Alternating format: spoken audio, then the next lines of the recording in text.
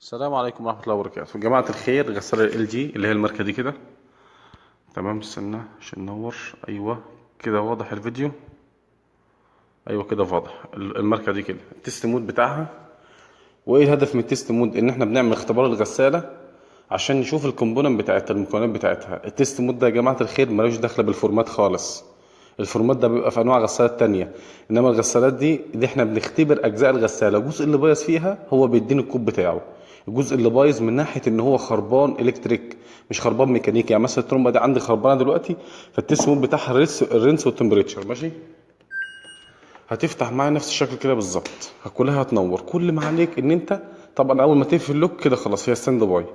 كل ما عليك ان انت هتضغط بس ستارت، ضغطه ستارت ورا ستارت ماشي. يعني انا عندي ميه بالفعل جوه في الغساله، فانا هعجل في التست ده بحيث ان ايه انجز في الوقت.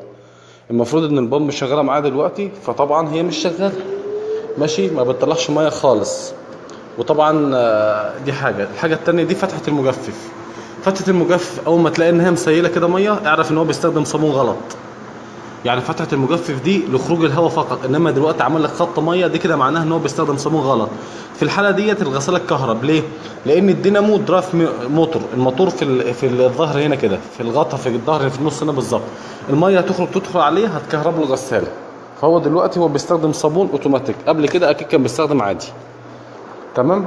فطبعا التست مود بتاعنا احنا بنجرب بيه الكومبوننت بتاع الغساله ضغطه ورا ضغطه.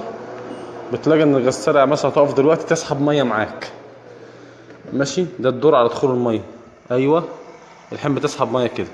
فالتست مود بتاعك ده احنا بنعمله عشان نختبر اجزاء الغساله كلها، من اول الصناف فالف لحد الوتر بامب، سرعه الموتور، غسيل بتاع الموتور ده كله.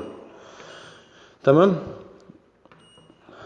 فبنضغط عليها ضغطه ورا ضغطه. يعني دلوقتي بتغسل ضغطه ورا ضغطه لحد ما اديني الفينش بتاعي ان هو بيطفي الدوره كلها. فده التست مود بتاع الغساله دي، خصوصا بتاع الرينس والتمبريتشر بتاع الموديل ده خصوصا. انما في انواع تانية بيبقى الرينس والسلين في ال جي خصوصا ماشي. ده هو اللي هو الموديل ده ماشي. يا جماعه الخير يلا الله يوفقكم واسالكم الدعاء. اخوكم محمود قاضي.